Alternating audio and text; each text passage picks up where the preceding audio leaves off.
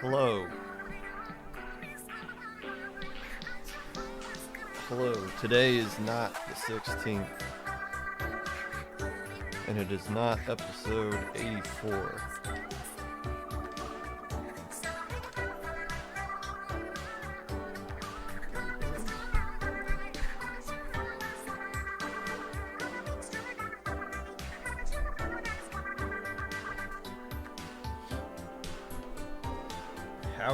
Howdy.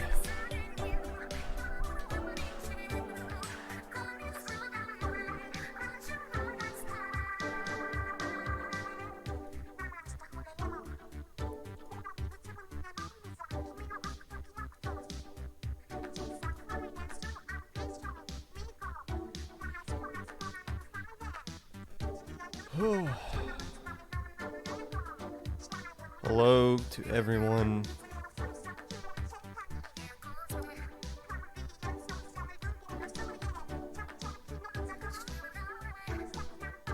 All the best buddies.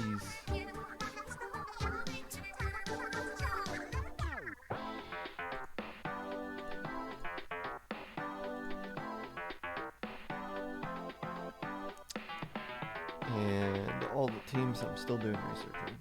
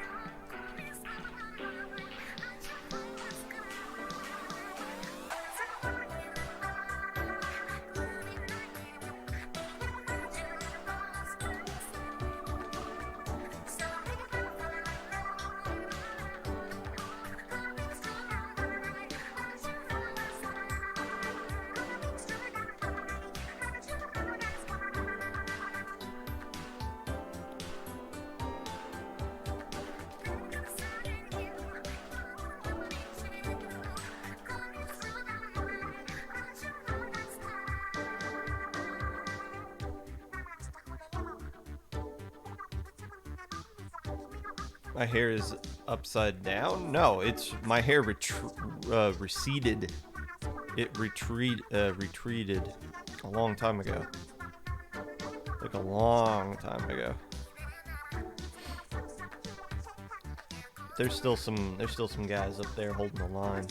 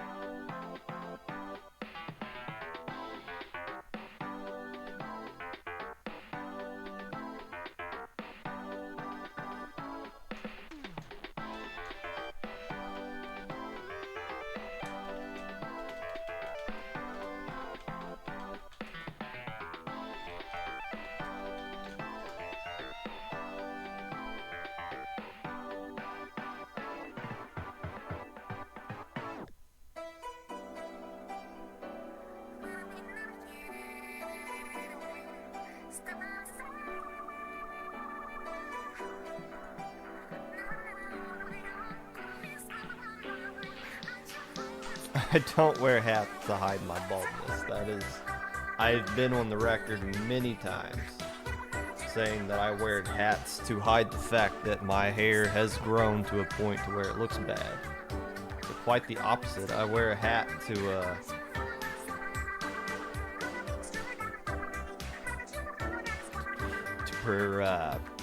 to preserve my baldness, if anything.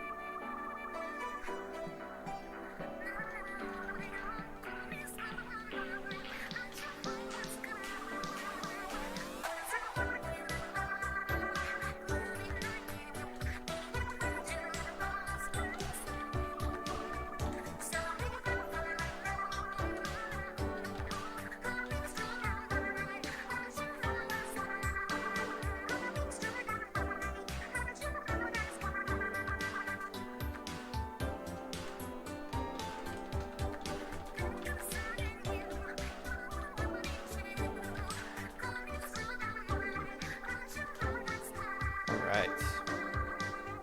We were able to get all my notes down there. How do I get all this situated in a way that I like it? That's over there. Yes, this works. You shut up. You shut up.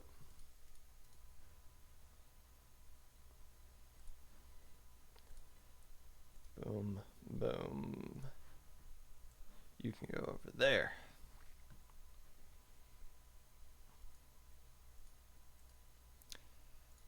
All right, I think we're set. Procrastinated on college work by watching the Popcast. That's how I got through college. Not watching the Popcast, but by not actually doing anything. Hello, friends, and welcome back to the Popcast. Whenever you're listening to this, whether it be live or a VOD, Twitch or YouTube, or Spotify.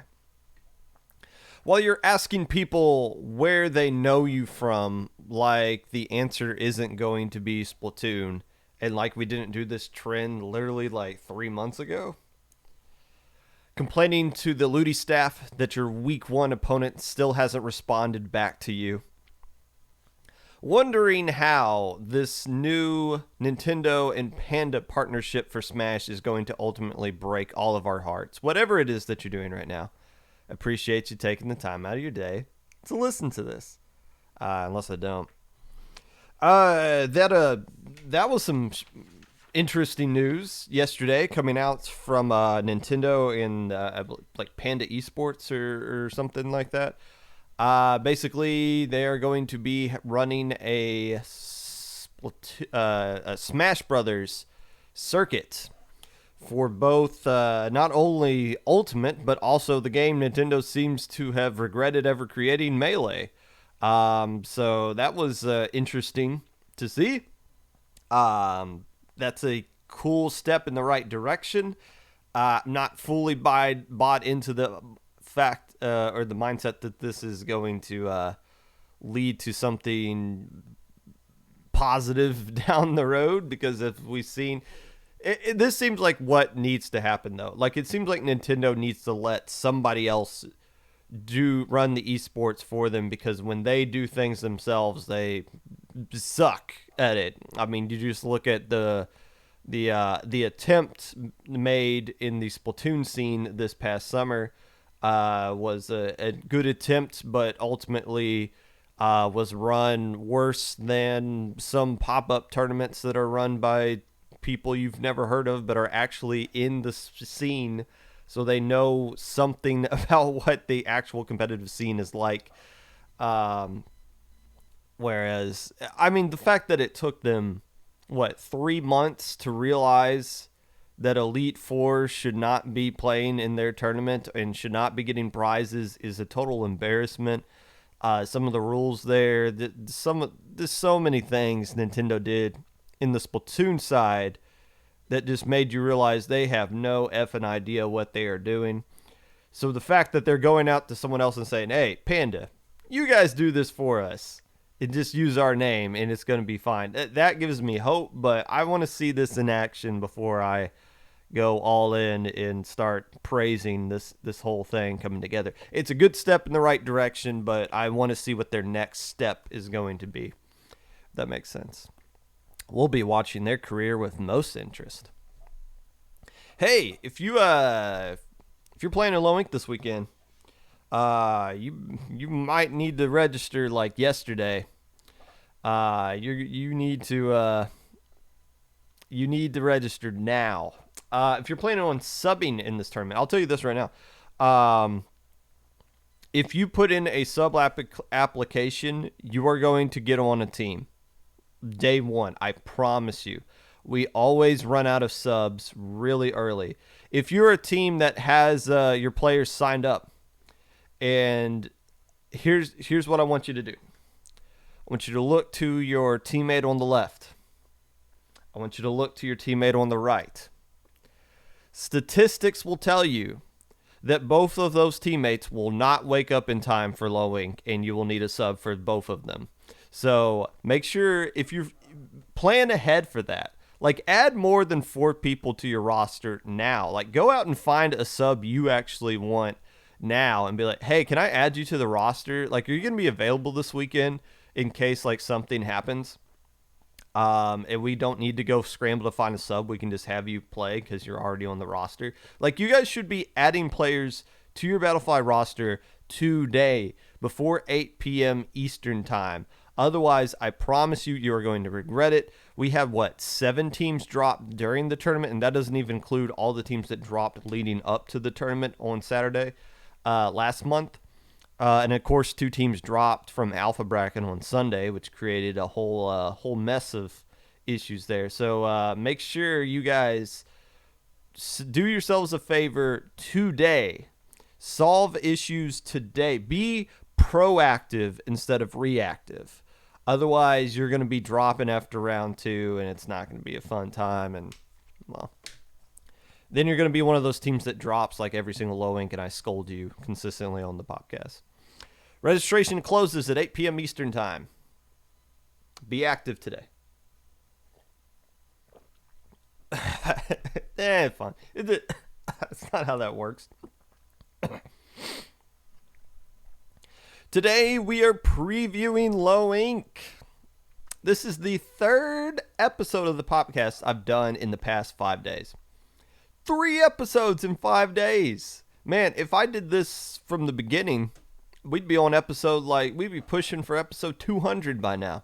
Not knocking on the door of episode 100, but and I'm doing another episode on Monday, so 3 days from now is a whole nother episode. So 4 episodes in the span of 8 days. Yikes! It's a busy time. I still got to play my Ludi match. We still got a tournament to do this weekend. To TO this weekend. Busy times here at the Casa de Pop Gun. Let's see. But today we are previewing Ludi. Or Low Ink. We've talked too much about Ludi. But first, there's this... I'm getting choked up. There's this clip on YouTube. I believe it's it's from a baseball game. It's like an umpire's mic'd up.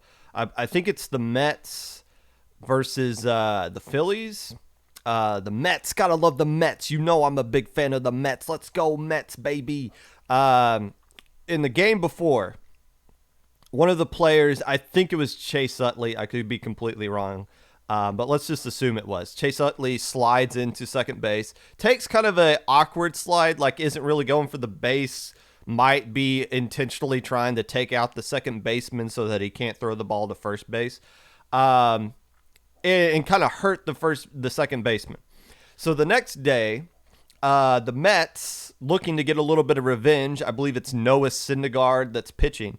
When Chase Utley comes up to bat, Noah Syndergaard fires a fastball behind Chase Utley in a clear attempt to try to hit him for what he did in the game before, which is kind of how baseball works. It's stupid. They police themselves by trying to kill each other by throwing baseballs at their heads. It's really dumb, but that's just how baseball's always been, and that's why nobody below the age of 40 gives a crap about baseball anymore. But anyways...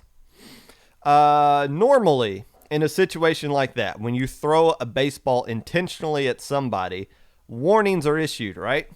An umpire will go out and say, hey, warnings for both teams. If the next baseball that comes flying at somebody's head, we are ejecting the pitcher and the manager of the team that did it, right? In this instance, however, when the baseball gets thrown and it lands behind Chase Utley, Noah Syndergaard, the pitcher, is automatically ejected from the game. Now, he's pleading his case and it's like, oh, just lost control of it. And then, but clearly it wasn't. It was clearly intentional. But the manager for the Mets comes out and he starts arguing with the umpire. And this is the point I want to get to. The umpire is mic'd up, and you hear this entire conversation. And the Mets manager is saying, you got to give us our shot. We should be able to hit him with a baseball. You got to give us an opportunity to do that. And the umpire says, you had your shot right there. That was your chance to hit him, and you missed it. We're not giving you another opportunity to have a shot at getting a hit there. It's not going to happen. You are arguing that you should have got a warning first, so you should have got 2 attempts. No, you don't get the warning. That was your shot you had, and you didn't make it. So what's the correlation here between live sports and Splatoon sports, esports? Well, this low ink, for a lot of teams, is their last shot. They might not get the warning. Well, they're getting the warning this time around. But for some teams, before they get banned, they don't really get that warning. They don't get the, you get this chance. This is going to be your last opportunity. And a lot of teams are going to be going into this low ink and leaving it being like, you got to give us a shot. And we're saying, you've had your shot. How many opportunities do you guys need to hit Chase Utley with a baseball? It should only be one, right? Well, this is your one and last chance, and you're actually going to get a chance. You're actually getting the warning this time around. This is the phrase I like to use for these tournaments is the mom spaghetti tournament, right? I've used that before. You only get one shot. Do not miss your chance to blow. This opportunity comes once in a lifetime. You better lose yourself. What you got here is a lot of teams playing in this tournament, knowing full well that this is going to be their last low ink because we told them ahead of time. And that creates this really interesting dynamic, this kind of stress that a lot of teams got to deal with, right? In the past, if you don't win low ink, who cares? You always got next month, right? It's like SOS. I didn't win SOS. It'd be nice to win, but there's going to be another one next week, so we can just try it again. Also, if you do win SOS, you can be like, oh, cool. We can win it again next week as well. That's awesome.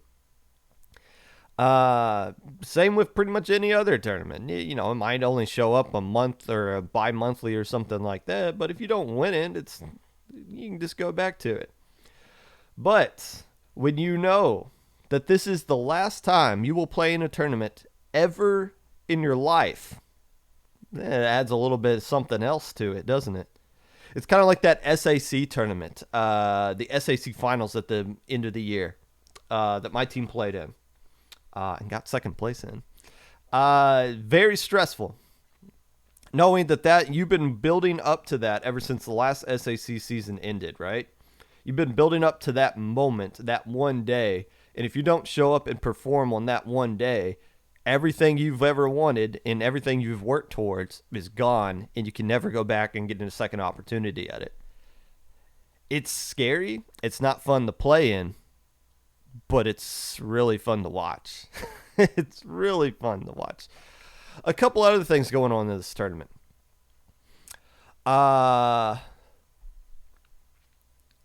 a Div 5 team wins low ink, which there are a lot of Div 5 teams who have a legit chance of winning this low ink, even though there are Div 4 teams in there. Can that team turn around, beat their chest, and say, you missed me. I was supposed to be in Div 4. We were supposed to be there. I think they're going to try. I think they're absolutely going to try to make that case on Twitter. It doesn't really matter, though, because, once again, your div that you got came out on November 13th. At that time, every team in Div 5 had not won low ink. We can't go back and revise a seeding on November 13th for something you accomplished on November 21st. That doesn't make any sense. You're stuck with your div for the next 2 months. Now, that doesn't mean that nobody below Div 5 can't win low ink. Ask Ink Reapers. A Div 7 team probably got underseeded. Doesn't matter. They won low ink as a Div 7 team anyways. And as we'll get to my top 10, I actually got a Div 6 team in there already. Over a bunch of Div 5 teams. Maybe over some Div 4 teams. So there's the Div thing with Ludi coming out. Keep in mind, this is not Ludi. This is not a week-by-week tournament best of 9, where you get the entire week to game plan and prepare, and you know what the maps are going to be ahead of time. You find out who your opponent is as soon as the round starts, and you got 3 games to beat them. A little bit of a different scenario and not really comparable. So are some Div 5 teams with something to prove? Maybe. I mean, I'm sure they're definitely going to use this as a motivation factor. But again, what you do this upcoming weekend doesn't translate to who you were a week ago on November the 13th. You can't go back and be reseeded a month in the past or a week in the past for a result you didn't have then. But there's something else going on here now, isn't there? There's something else on the line other than just the traditional $40 and be known as a Low Ink champion. High Ink got announced at the end of last Low Ink. An invitational held at the end of the year for all of the previous champions, or most of the previous champions, and some other select at-large teams who we feel like are traditional Low Ink teams that got banned, but fit the kind of mold of a High Ink team that we'd like to think of. 16 teams will be playing in the next High Ink. 15 teams have already been invited. We do not know who that 16 team is yet. It's going to be the winner of this Low Ink. That's something completely different that's on the line this time around. Think about it. If we get to a grand finals that has 2 Div 4 teams in it, if you win, you are immortalized by winning Low Ink, and you get to play in the very exclusive High Ink tournament that comes around once every year. You get those 2 things if you win. If you lose, not only are you not going to High Ink, but you're never going to get a chance to win Low Ink again. 2 things completely on the line and something like that. Add that on top of the pressure everybody's going to be feeling because they got something to prove, or they know it's going to be the last time they play in this tournament. And you got an alpha bracket that is set to be not fun to play in, but really fun to watch. And it's exciting to see. Now, is that the point of Low Ink, though? Not really. I mean, alpha bracket's exciting and fun to watch, and something that we talk about and what gives Low Ink its name and why everybody talks about Low Ink. The point of Low Ink, though, is to help low-level teams. The teams that are finishing in the bottom of beta and gamma bracket and not qualifying for Sunday altogether, that's who Low Ink is for. So when these teams that you see on alpha bracket get eliminated, and then you see them complain, well, I'm not done from low level yet. There's still so much more I need to accomplish. I need to win Low Ink. No, you don't. No, you don't. We could very easily, at any point, just look at the 16 teams that make alpha bracket and say, bye. You don't need this anymore. Yeah, it's fun. You're not winning it, but just because you're not winning it doesn't mean you haven't gotten everything you needed out of Low Ink and you're not ready to fly the nest and go off somewhere else.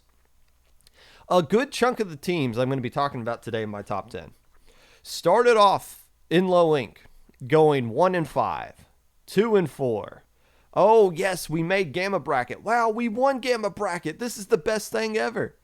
So many of those teams have grown up through Low Ink. But if we're going to get to a point to where everybody gets their shot to win Low Ink, it's going to be about 10 years. We're going to be on like Splatoon 2 or Splatoon 4 before we can actually bottleneck everybody through Low Ink and graduate them one at a time, one team at a month. That's not how it works. A lot of teams have already proven that they've gotten what they needed out of Low Ink. And they're ready. They're going off the SOS. We talked about a lot. There's a lack of stuff going on at the mid-level. I get that. Of course, that's going to change because I know things are coming down the pipe, but I feel like I've been saying that for so long that it doesn't really hold water anymore. But there's still a lot to be done if you're too good for Low Ink. There's tons of SOS tournaments, paddling pools, We've been having major tournaments of some sort, whether legit or gimmick, so often in the past recent months, and there's still more things to come down the road. So I don't feel bad banning a team before they win low ink. I don't feel bad at all. Should everyone have the opportunity to win it? No. Because you've proven that you're ready to move on to other things. It's not on low ink staff to make sure you have we're not handing out trophies. You got to earn it. And this month, why JPEG is tweeting out that it's going to be an exciting tournament, why I'm echoing those same thoughts, is because you got so many teams that are battling for something that they're never going to get an opportunity to win ever again. And that's exciting. It's going to be a really exciting tournament. With that being said, let's look at some of the teams playing in this tournament. Or at least the ones that have registered last time I checked. As of now, as I pull up the Battlefy here, looks like we are at 68 teams fully registered, 7 more pending. However, we've already banned some of these teams and we just haven't removed them yet. So this looks to be, it could be one of the smaller tournaments that we've had in a while, which is fine. Again, it's not going to take away from the excitement. The teams that have signed up already are going to fill up Alpha Bracket for sure. And the other teams that are like traditionally going to be filling up Gamma and Beta, I think they're kind of busy this weekend, and I feel like you guys are too.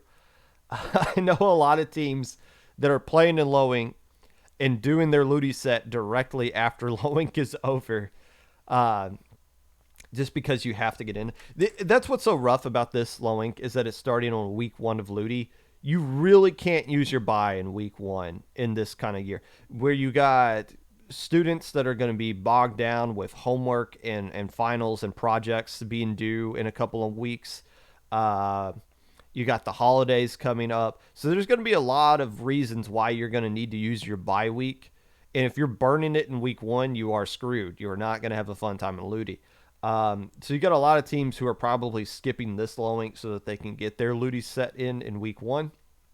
And you got a lot of teams that are so dedicated to low ink that they're planning their Ludi set around it, and are going to be playing a lot of stressful Splatoon this upcoming weekend. Regardless, we got a lot of teams signed up for this one that I do want to talk about. First off, I want to give a welcome back to a couple of teams here that are making their first appearance in low ink after a long time. First off, these 60% fish puns are back, and we're excited to have them back. Fun team from the United Kingdom and other nations, I guess, that used to be under the United Kingdom many years ago. Most notable win was their Swiss upset over Thimbo IHOP, a team I had at number 1 that 60% fish puns beat, and was like, oh, that I think that might be the biggest Swiss upset we've ever had in low ink history. They went on to make beta bracket that month. It's been a long hiatus. Smash used to have a podcast as well, the Moray Taverns podcast. Hey, maybe that will come back too. Interviewed a lot of low-level teams. Some good content I enjoyed listening to. So it's good to see the 60% fish puns coming back and playing in another low ink. Of course, we can't talk about teams coming back from a long hiatus from low ink and not mention the former 2-time runner-up in low ink, the 2-time silver medalist team, Persistence, unbanned after a long time. Now, initially they did come back and put in an exemption request like earlier in this year. We're like, nah, no way. We're not doing this. We are not doing this, buddy. And then Persistence played in some other tournaments and got some results, improved, but they were back at a low ink skill level. And of course the div that they got kind of justified it. And to keep in mind, just because you get a div isn't an automatic like, oh, well, of course you're being let back in because of that. We still check into everything. In fact, we've already banned a team in Div 9. We already banned the Div 9 team from low ink. Because what you do, you're still held accountable for the results you get. But persistence, we looked into it. We think they're fine. What are they going to do? I have no idea. If persistence comes back and wins this first month, we're going to look like idiots. I don't think that's going to be the case, though. I think they're going to be a legit contender in a month or two once they get their sea legs back under them. Because it seems to be mostly the same roster. Especially, I'm excited to see Bear Paw is back. Because I feel like Bear Paw was the underrated, the player that didn't get the most flashy attention. Who was that Div 9 team? I don't leak that information. That's why I DM teams that they're banned on. I don't make it a public thing. But I'm excited to see Persistence back. I just have no clue what they're going to do. The last few times Persistence played, I think somebody got locked out of their house in the middle of a set while taking out the trash.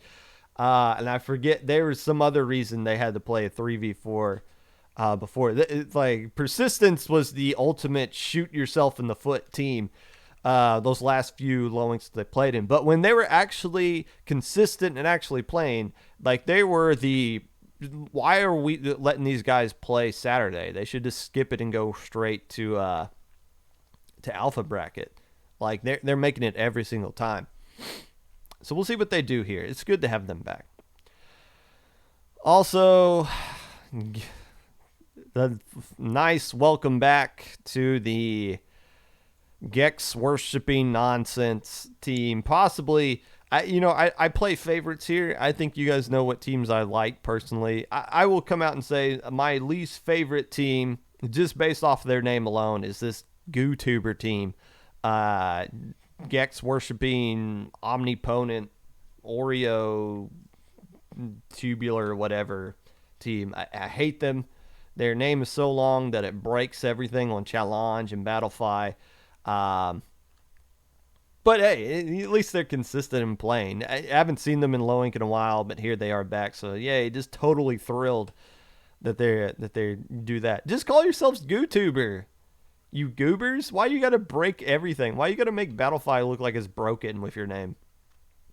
Maybe Battlefy should just have a limit to how long your character name should be. JK GooTuber, I love you. Unless I don't. Let's take a look at some pickups. I'm not going to make it through this one. Let's look at pickup teams. Because pickup teams kind of define the last low ink, right? Like when we start commentating losers bracket, we start at what? Loser semifinals usually. I remember going to loser semifinals with Magic and just being totally surprised that it wasn't Wipeout Punks versus ITAP or Access Denied versus Leg or something like that. Because we don't pay attention to losers bracket when we're commentating. But when we went to it, it was My Cheese Pickup. Or like, who was it? Like Big Cheez-Its found their way in there. And it was just like, okay. So many pickup teams are starting. We're seeing more and more pickup teams starting to play in low ink. And we saw a pickup team win it at one point this year as well. So let's keep an eye on these pickup teams. Starting with Guerrilla Tactics. Okay. Basically, you got some Triggerfish Supremacy members because we banned Kraken Mayor, who's Div 5. That's not happening.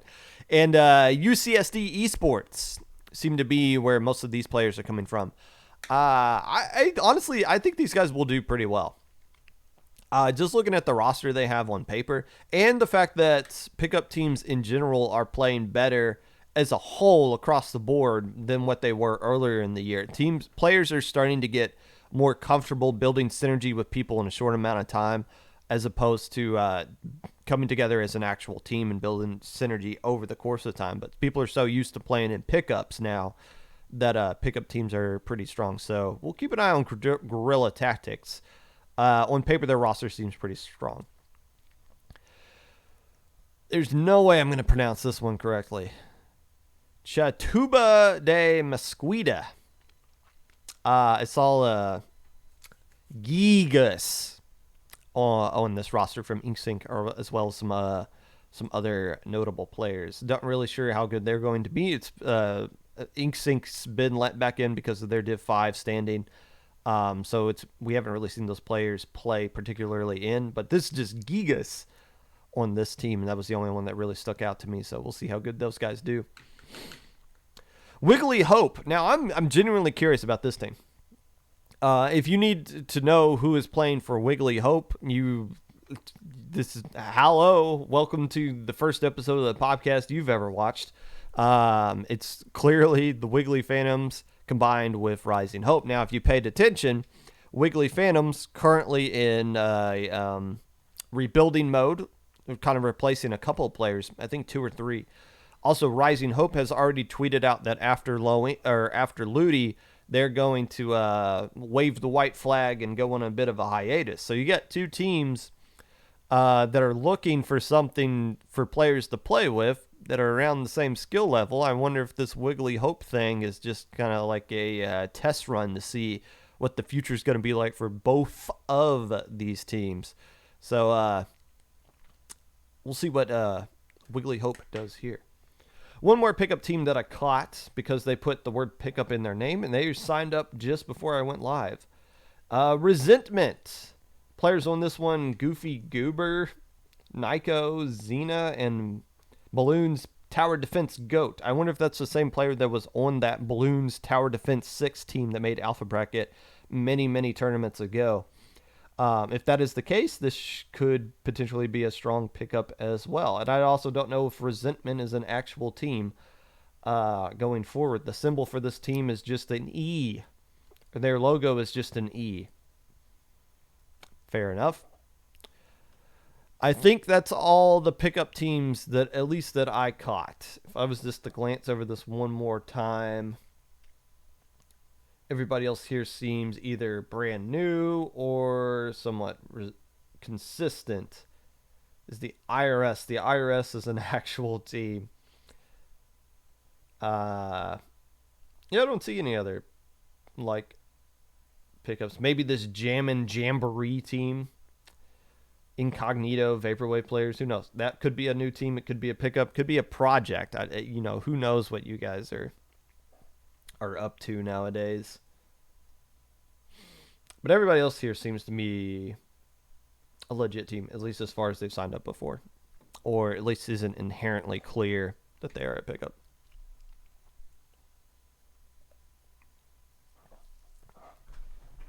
Teams that just interest me. That I don't know. I just feel like talking about them. First off, Blue Moon. Cute Twitter videos that they post out on their Twitter for results. I like it when teams, Wiggly Phantoms are kind of the pioneers of, you can just be silly with your team account. It kind of flex that you're good at editing at the same time. Blue Moon is a team that kind of does that. They've been every tournament they played in that's like a major, like a Super Jump or Shopping Spree or whatever. They made a little video about it. I like watching their one about the Shopping Spree. They had a little clip of their players just doing a little shimmy to the music, and I kind of think about that every now and then. I'll just be like walking around the kitchen. I'll just go da-na, da-na. So, but Blue Moon, making good videos is cool, but actually being pretty good is more important. And they seem to be pretty good. They've won Epsilon bracket in Super Jump. I can't think of how good they've been doing in the most recent Loinks, but they've been consistently improving. I feel like they are at Alpha bracket level, but we'll keep an eye on them this month, and we'll see what kind of videos that they come out with afterwards. Ocean 7 is signed up currently. They did play through. To their credit, they actually played through all of Low Ink last time, and that's they did beta bracket decently well. That's what we expect to see out of Ocean 7. And hopefully they can play through this one. They did decent in their Flutie group as well. They were in Div C, ended up going 3-2. Getting some good results there. Not enough to make playoffs, but still, I think they finished 3rd in their Flutie group. And Div C was basically like Low Ink level, like Low Ink Alpha bracket level. of all the teams that were put in that one. So Ocean 7, always a team that interests me. It's a good up-and-coming team. Might be the future of Lowink.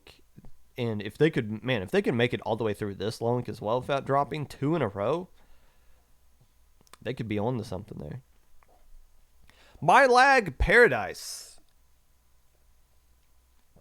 It's played before.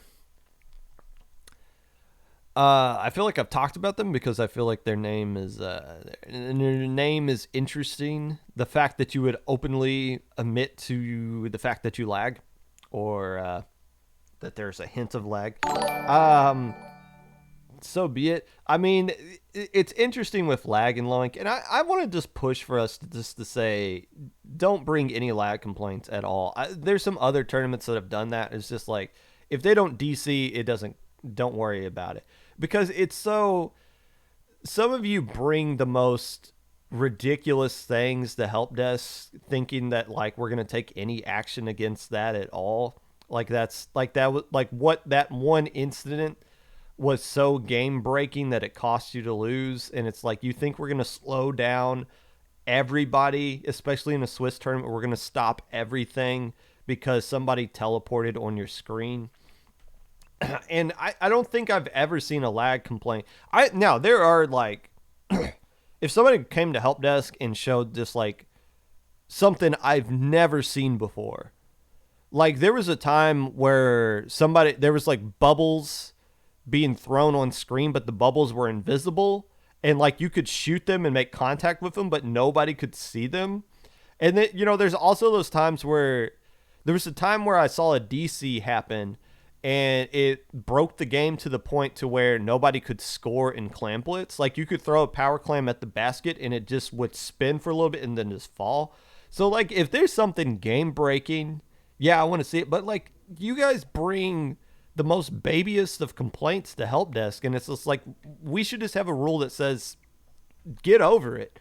Like don't let this tilt you to the point to where you lose. I'm going off tangent. My Lag Paradise made me think of that. So I just wanted to bring that up. I'm drowning on snot today. Also, the garbage truck is outside. I don't know if you guys can hear that or not. That's good. I was wondering if they were going to come today. Mid-Strike Krakens. I think a lot of teams were confused when High Ink got announced, thinking that it was something everybody was going to play in. I saw somebody tweet out, hey, +3 for High Ink, looking to do a pickup for High Ink. Like, no, that's not how that works. Like, first off, it's an invitational, and second off, we already decided who all the teams were coming into High Ink. Like, we already invited all the teams before we even announced High Ink. We're not Nintendo. Mid-Strike Krakens, I don't know if they were serious or not, but they tweeted about playing in High Ink. The only way they can do that is if they win this tournament. So we'll see if they do. Astros seemed to have taken a big step up last month. They were getting some quality wins, qualified for Sunday. Could be a team on the rise to where we start talking about them consistently because they're starting to go 3-3 and 4-2 and things like that. So I wanted to give Astro a little nod there because I have noticed that they have been improving over the several Lowinks that they've been playing in. And this could be another month where they continue to take a step in the right direction to where they could be a team we start talking about regularly. Kind of like Up the Ante. Up the Ante's gone from just being that cute little team to a possible alpha bracket contender. They're upsetting a lot of teams. I feel like they've been in hunter mode for a long time. I wonder if they're going to start being hunted now. I wonder if somebody says, "Oh, Up the Ante. We got to take these guys serious. We got to beat them. We got to do everything we can to try to beat them," because Up the Ante, I think, went 4-2 last month and made beta bracket. We'll see if they can find their way into alpha here. If it's not this month, it's going to happen next month. It's going to happen eventually. Because Up the Ante's really strong and vastly improving. Yumi Stars? Y-U-M-E Stars? Yummy Stars. It's probably Yummy Stars. New team to Lowink. Last episode, I said that they were made up of Power Inc. and Lumina from Nightshade X. And somebody DM me to clarify that this got 2 members of Rising Inc. On it.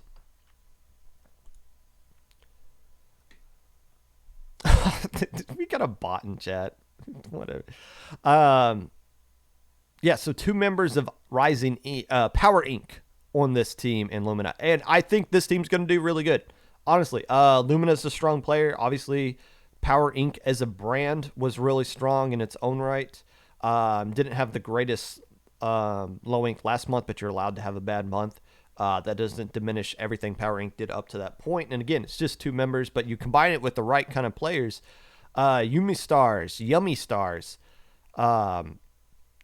should be a strong team on paper. Hopefully they do well in this low ink. Hidden Radiance of the Dawn. Now it's the only Hidden Radiance. Why not just go by Hidden Radiance? Chad agrees it's Yummy Stars. That confirms it. Little Squid League team made Gamma Brackets last month. Strong team in their own right. Should have plenty of people on the roster because they had 2 teams to choose players from. So Hidden Radiance of the Dawn. It's good to see them back in here playing in yet another low ink. Is there anybody else that particularly interests me here that I'm not mentioned yet? Heaven's Moonlight is back in this tournament. Went 4-2 in a Minnow Cup Splat Zone tournament. That must have been a while ago. I feel like they might have gotten underseeded in low ink or in Ludi, which is fine. I mean, I think they'll do particularly well in that tournament. It's good to see them back here. Game of bracket potential, but still, this is another one of those teams that started off earlier in the year playing in low ink, slowly improving over time since they're getting more and more time, getting more and more experience as the days go on. Acropora, who I know I just pronounced that correctly because they tweeted me on Twitter. A lot of people added me on Twitter after the last episode of the Popcast because I talked about every single team in the community just about. To clarify some things, Acropora let me know how to pronounce their team name. It's not I don't know how good they're going to be. I've seen some people put them in their top 10, but they don't realize Pez is on like their team roster, but they can't play. You can't play in low ink and high ink at the same time. So that their roster is a little nerfed at this point, and I don't know what they can do without. I mean, they still got strong players here: Mothman, Rush, Devil, formerly of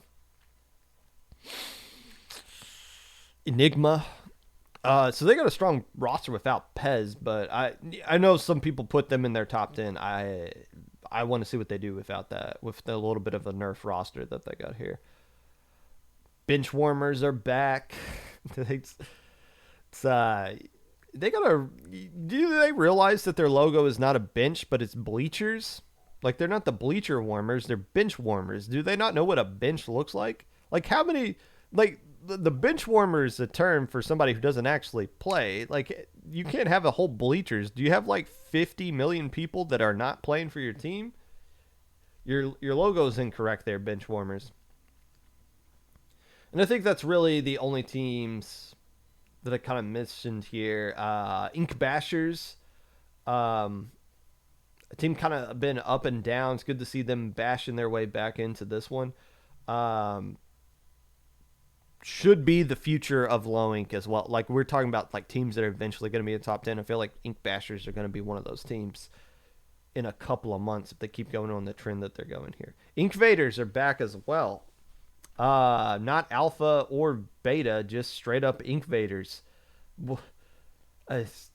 How many people are playing for the Ink Vaders nowadays? I don't understand, but they got just the straight up normal Ink Vaders are be playing in this one. I guess a combination of the two.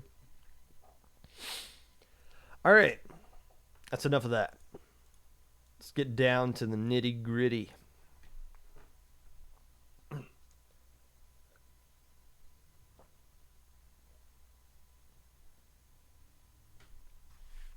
Oh yeah. Teams I'm not going to mention in the top 10.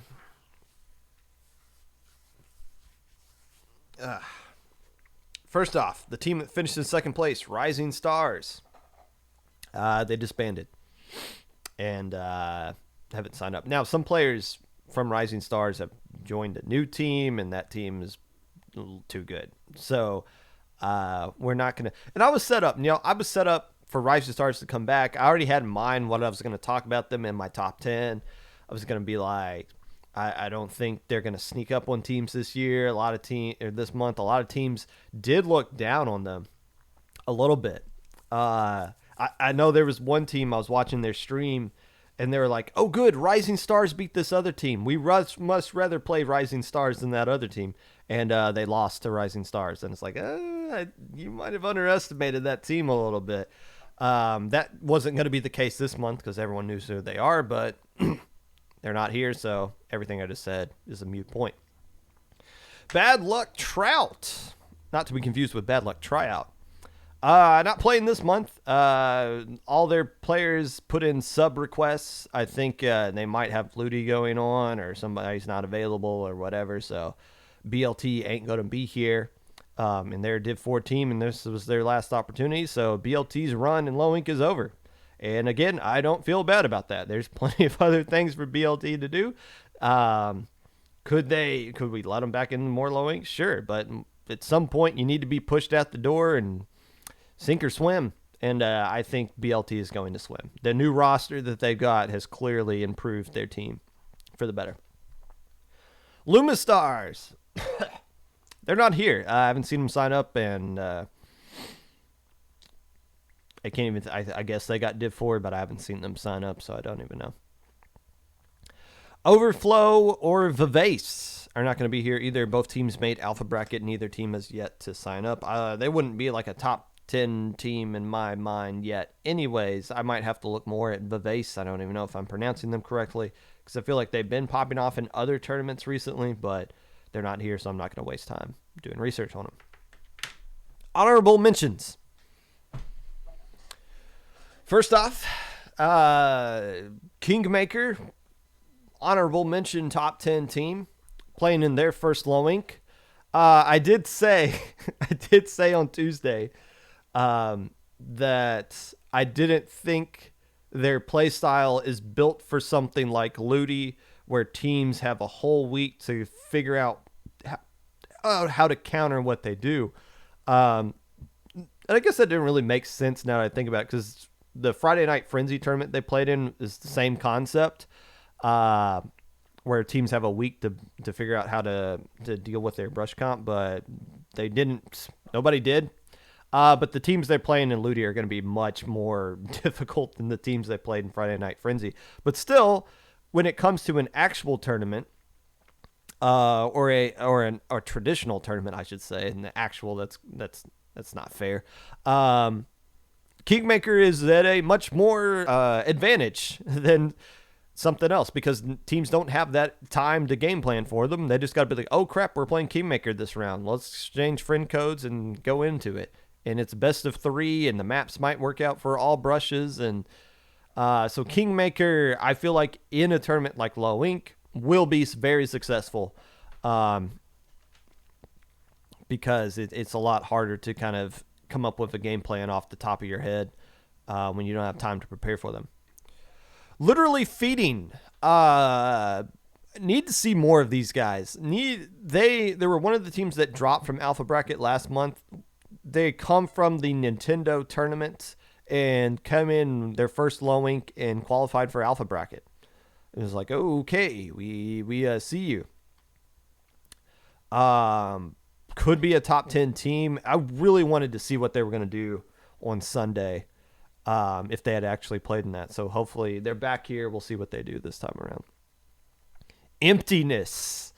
The most angst team name I think I've ever seen in Splatoon. Emptiness. Alpha Bracket last month.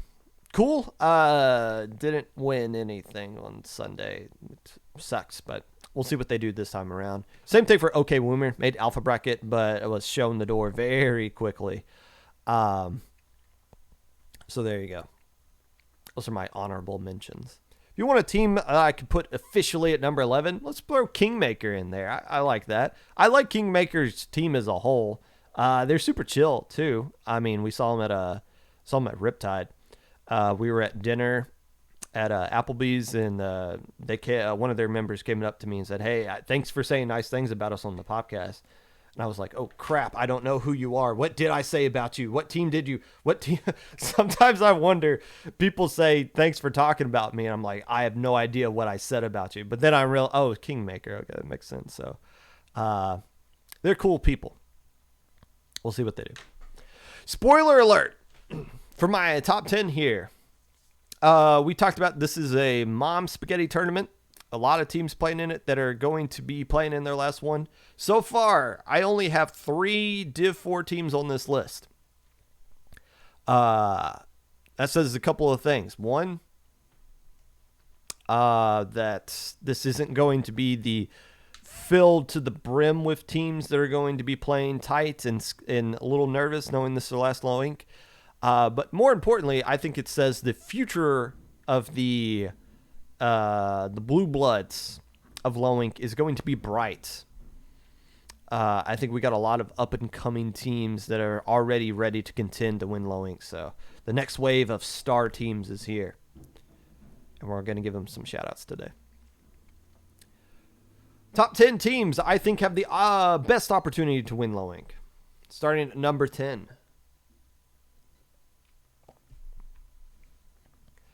I really didn't want to put Sekaz Naga on this list because they drop like 75% of the time, but I did feel like putting them here.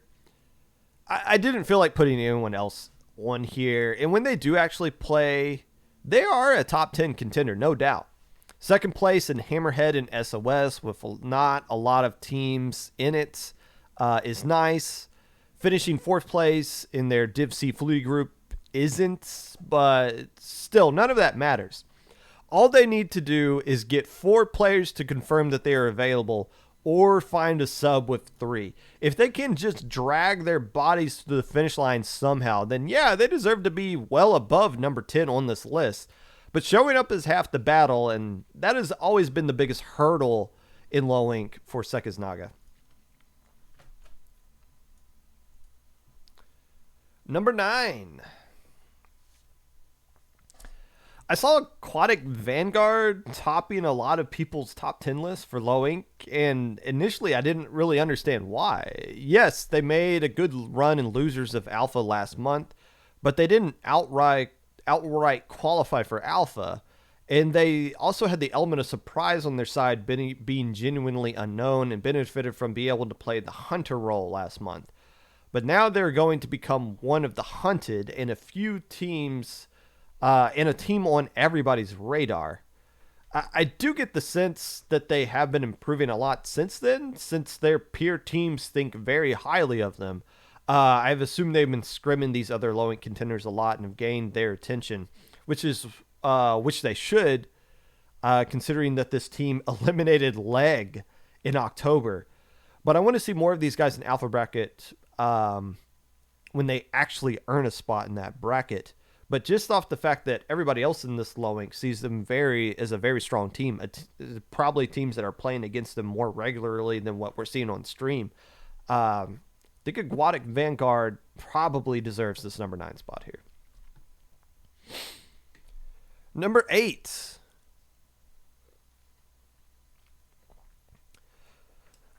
I think Legato's a sneaky pick, a dark horse to win low ink here. And definitely deserves a spot in the top 10. This Div 6 team with a revamped roster who made Alpha Bracket the last time that they played. But this isn't your grandpa's Legato team that won LSL back in the summer. They added Blurry from Blue Hour, Crass from Overflow, Kipu from all kinds of varieties of teams, and Gray, who most recently played on Power Inc. in last month's Low Inc. Legato is like the Brooklyn Nets. They're just taking great players from other teams and trying to make it work. And so far, it's been working. And Megalodon Rainmaker, They got a win over the Geek Squids. In Ludi, just this week, they swept Vaporwave 5-0. They might need a little more time in the oven before they become a legit contender, but we have seen teams like Legato switch up their roster and dominate Low Inc immediately, and this could be their breakout month. Number 7. I personally hate snow. It's just white death falling from the sky. It makes roads impossible to drive on. You got to spend all this time shoveling and breaking your back. It's like snow. It looks pretty, but it's really just white death that falls from the sky. Why do I live in the Midwest? I have no idea. Snowfall appears to be that type of team, though. Just death falling from the sky. They finished second in Flutie Div D, a div they probably should not have been in, but dominated their way to grand finals matchup against an underseeded, unlucky team. But in Low Inc, they qualified for their first alpha bracket last month after winning Gamma bracket back in the summer. However, they did drop, which led to the Rising Stars fiasco. That doesn't discount their 5-1 result on Saturday, though. Sweeps over BLT, the JPEG pickup, and their only loss coming as a 1-2 result to the Wipeout Punks. It would have been great to see them actually play Alpha Bracket last month, but the fact that they do have a Gamma Bracket win under their belt in a counter-pick July tourney shows that they have the experience to get wins on Sunday. I could easily see them being a top 5 or 3 team next month, but let's see what they do in Alpha Bracket first. Number 6.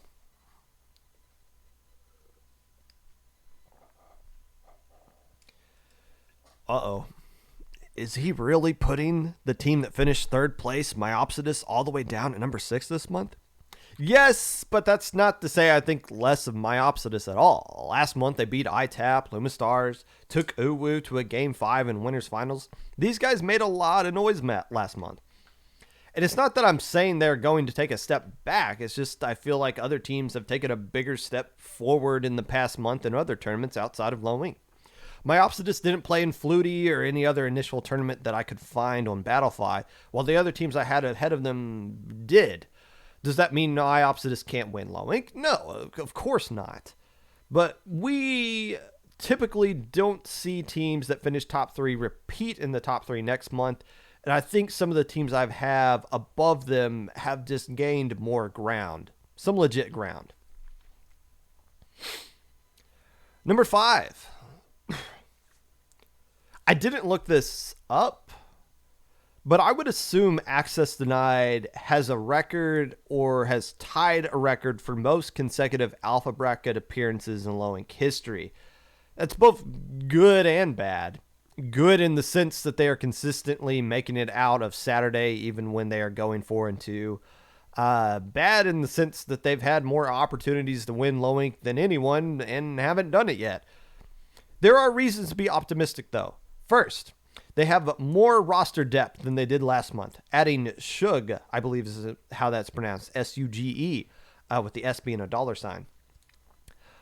Giving them 5 players as opposed to the 4 they had last month. Second, all the pressure is going to be on everyone else for a change. This will be one of the few months where everyone's eyes will be off them and focused on the Div 4 teams who will be playing very nervous this weekend.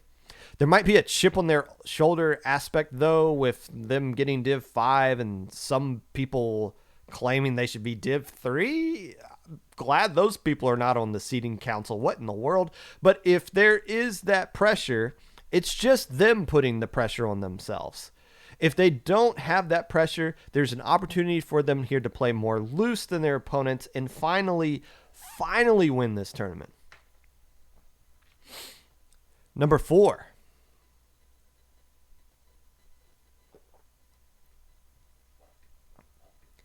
The more we see of Inked, INKD, the more they seem like a typical child anime protagonist. It should take you 10,000 years of training before you're as strong as me. Oh wait, you're just as strong as me now in a span of a month. What? After winning Little Squid League this month, a tournament they were definitely at the skill level at with all the results they had up to that point. They went on to make playoffs in Flutie Div B, sweeping Access Denied, Intimidation Factor, Outcast Ninjas, beating Shiver Me Inklings, Ink Bashers, and took ITAP to a Game 5, which they ultimately lost.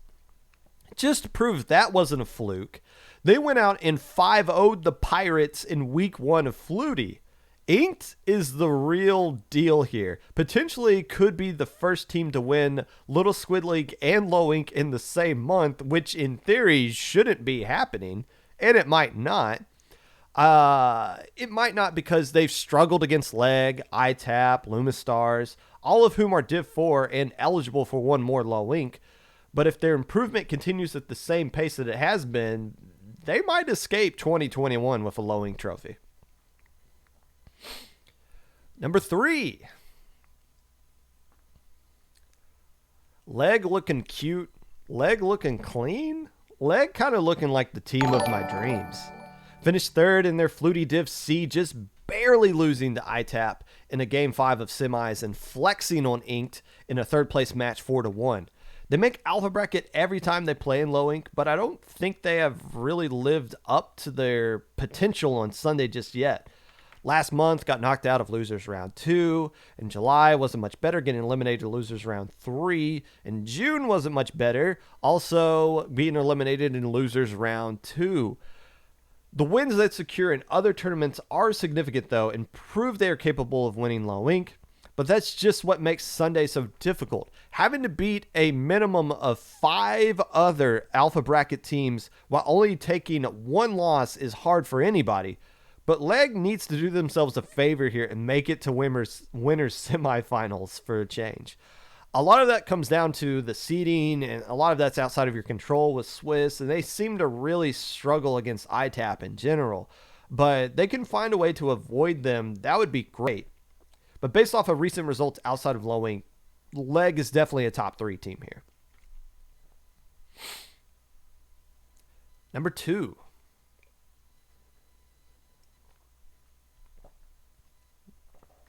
Can you name any team that has been playing with only 4 players on their roster, the same 4 players, longer than ITAP? You can't.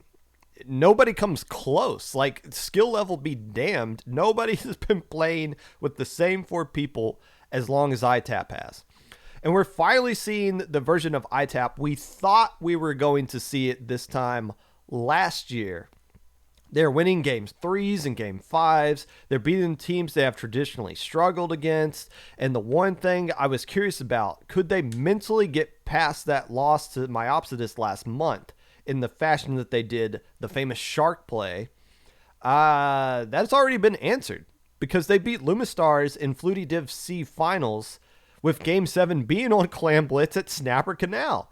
They're not haunted by how the end of Low Ink or how their run ended in last Low Ink. They learned from it. The only flaw I see in them is, can they mentally recover from losing on Sunday in winner's bracket? Last Low Ink, losing that safety net, being the last Low Ink, losing that safety net, what will ITAP's final stand look like? Will they become the first team ever to win Gamma, Beta, and Alpha bracket? Or will they ride off into the Div 4 sunset knowing that they earned a ban but didn't get the trophy to show for it? That will be one of the major storylines for this weekend. Number 1, and the team I am predicting has the best chance to win Low Ink.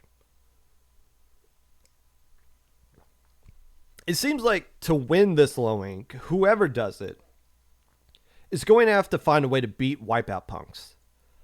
Like, the road to the Low Ink trophy will have to go through Wipeout Punks.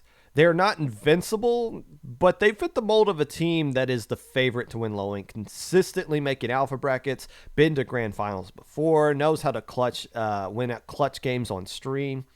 I think last month they just had an unfortunate luck of going against Access Denied in round 2, and even though they beat them, clearly left too much emotionally into that set in the Game 5 where when they played against Uwu the next round, they just got swept by a team I feel like that they should have been more competitive against. I don't feel crazy confident in this Div 4 team winning in the sense that this would be one where I take to my sports bookie and says, yeah, I'm putting money down on Wipeout Punks. But if the recent lowings have taught us anything, if you want to win this tourney, you have to beat the Wipeout Punks at some point, and that's easier said than done. So there you go. My completely accurate top 10 for this very exciting and critical low ink that we're going to be seeing in this November.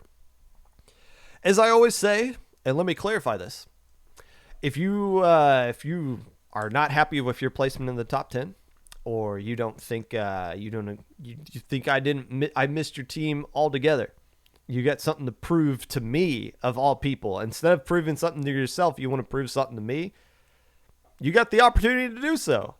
If you do really well no ink this weekend, you know I notice it, and you know I give you credit on Monday, the next episode of the Popcast. Now, I did say last week that proving something to the seeding council is stupid because it's going to take you 2 months to prove something to that.